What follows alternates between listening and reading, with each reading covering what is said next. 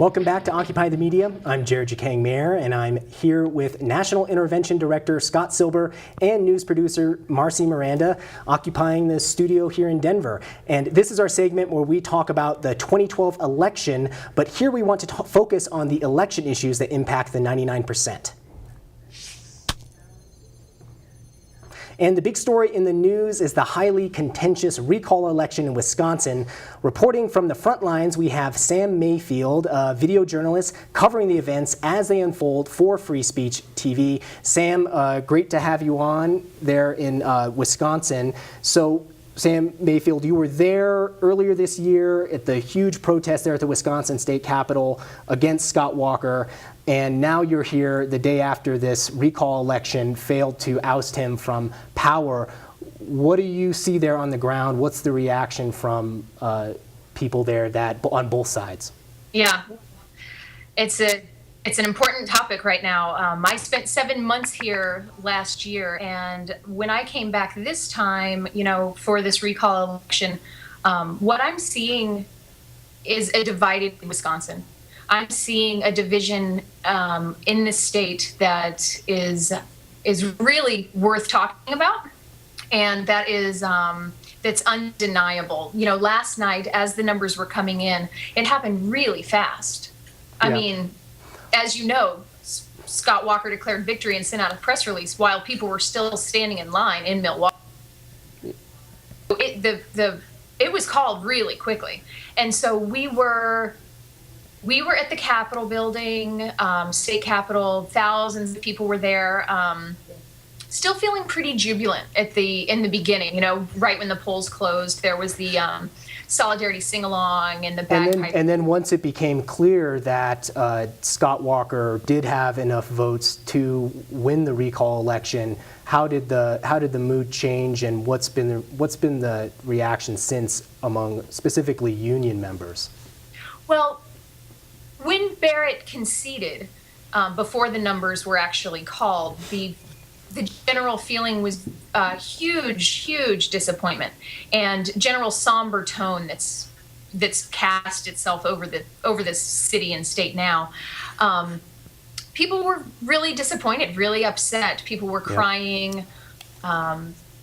People became very divided after it was clear who won. A group of Scott Walker supporters came to the Capitol, and there were, still hundreds and hundreds of anti-Walker people there, and it was very divisive. It became very tense and argumentative. So we'll follow back to this topic in a second. We're talking, the big theme in the show is income inequality and how labor unions have declined in numbers over the past 2 decades. Conservative politicians are finding more ways to strip remaining unions of their power. What does this mean for a shrinking middle class? Pick up the phone and add to the conversation. 877-575-FSTV. The lines are open, or as always, leave a comment on our Facebook page. Our next topic is jobs. One percenters often claim that their much-needed tax breaks actually create jobs, but a new study shows that the wealthy aren't using their cash in ways that actually increase the number of jobs in the U.S. So, Sam, tell us a little bit about this particular report about where these so-called job creators actually spend their money. Well, the whole idea of job creation is a very interesting one that's worth talking about. It's a good thing we're here talking about it. I mean, we can see from the Walker administration, who is in many reports is known to have come out across the country as dead last. Yep. Wisconsin is coming out dead last in creating jobs for people. But the Walker administration was able to manufacture the consent of the constituents of Wisconsin based on this lie that they had created so many jobs. And so this, coming back to what you're talking about, we have these results from the Mendelson report. And I mean, the spending, if we look at the spending overall, Walker outspent Garrett 25-1. Out 30 $30.5 million was from out of state. And so Scott Walker and other conservatives and even conservative media like Fox News will use the moniker for the wealthy. They're not wealthy or the rich, they're actually job creators. Yeah. And so Marcy, what does this report say about where people are spending their money? Going back to this Mendelson report, it really goes to show that less than 2% of those job creators actually create job. You know, a lot of these one percenters, these rich folks, really just hoard their money. You know, and I think So they put it in hedge funds, they put it in very safe types of bonds, not things that probably a small percentage of investors or entrepreneurs will go out and actually stick their money into new businesses or new industries. Right. The majority so of the wealthy. When you say, you know, we need to lower taxes on the rich because they're the job creators, they're the ones out there. Well, this report actually shows that that's the opposite of what we should be doing if we really want to have more jobs, if we want to continue to increase people working. History shows that as well. Right. Okay. Right, yeah. And Scott, I'll bring it back to you in a second, but it's now time for another mic check. We're taking calls from the 99%. Mic check. Mic check. Okay, caller on the line, Laura from Alabama. You're on Occupy the Media. What did you think of the recall election, and what's your take on how voters were registered? Well, my question is, like with what's going on in Florida with the voter registration and trying to, eliminate people from voting. If anybody thinks that is there a factor in the outcome of this Walker recall, if that had any play in voter registration, fraud, or other techniques to keep people from voting? Good question, Laura. I'll throw that to Sam there in Wisconsin. Are there allegations or anyone investigating possible voter fraud or other dirty tricks that were pulled in either direction?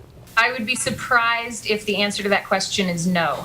I'm sure that there are people whose full-time job it is now to investigate those things. As far as actual voter fraud, yesterday I didn't hear anything about specific fraudulent activities. I can say for sure that Milwaukee ran out of ballots. This seemed to be the result of poor planning for what the voter turnout would be. In the town of, I believe it was Deerfield, Wisconsin, voters were turned away for not having identification, and this is confirmed. And so there was a call out to people, hey, go back to the polls and cast your vote. And Scott Silber, there were also reports of robocalls that were going and dissuading people from voting. What's that? Yeah, so those nearly 1 million signatures on the recall petition were apparently contacted, some percentage of them were apparently contacted by a caller claiming to be stating that those people who signed the petition had already done their part.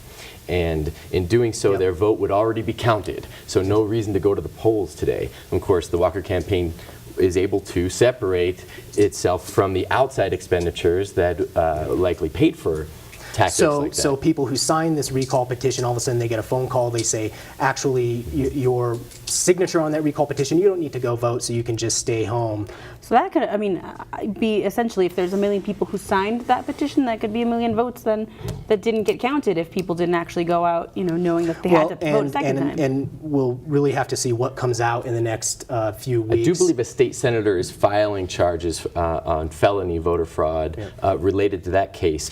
But to the caller's question, there was an attempt by the Walker administration to create stringent rules on voter ID that would target low-income communities and keep them out of voting, but it was beaten. And so the enormous amounts of money that are now allowed after the Citizens United ruling because of corporate personhood are able to go into new tactics and new ideas like this. So let's see if we can get another caller in real quickly. Judy from Denver, you're on Occupy the Media. What do you got for us? Hi, thank you. With the Walker election, it just amazes me that everybody, the Democrats included, are willing to bow down and accept Walker winning, even though that he was declared a winner before all the votes were even cast, let alone counted. And people don't seem to understand that the voting machines and the computer program that counts the votes are owned by the Republican Party, and the computer program is considered proprietary information, so nobody can look at the computer program to make sure that it is counting the votes legally. Okay, good points, Judy. We'll definitely have to follow up on some of the things people are investigating. Thanks a lot for your call. Sam Mayfield, video journalist covering Wisconsin elections for Free Speech TV. Unfortunately, we have to go right now, but we'd love to have you back on again soon. Gladly. Thank you very much for having me, and thanks for doing all of the good work that you're doing there. It's really important. This victory of Scott Walker is a testimony to the need of us to continue creating media that's representative of the issues that are really facing working people and facing our communities. So thanks for doing what you're Sam doing. Mayfield, thanks a lot. So on Occupy the Media, we want to share your stories. If you have a video you'd like to see on the program, email it to us or post it on our Facebook page. And a college degree is supposed to get you a good job with a high-paying salary, but today's college students are in for a big surprise. The Do Occupy campaign has been making short musical clips about student debt, and here is their latest called Ball and Chain Do Occupy. Ball, ball, ball, ball, ball and chain. Ball, ball, ball, ball, ball and chain. Ball, ball, ball, ball, ball. You got a friends with a ball and chain. How do you explain? 36 million debtors, but where's the gain? Went to college, gained a lot of knowledge. Now I'm in default. It's a capitalist law. Said I'm in a ball and chain. In a ball and chain. $1 trillion debt has a shackle to their neck. Studying for years, blood, sweat, and tears.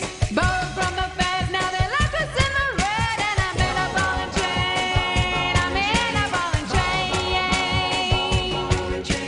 Ball and chain. $1 trillion debt has a shackle to their net.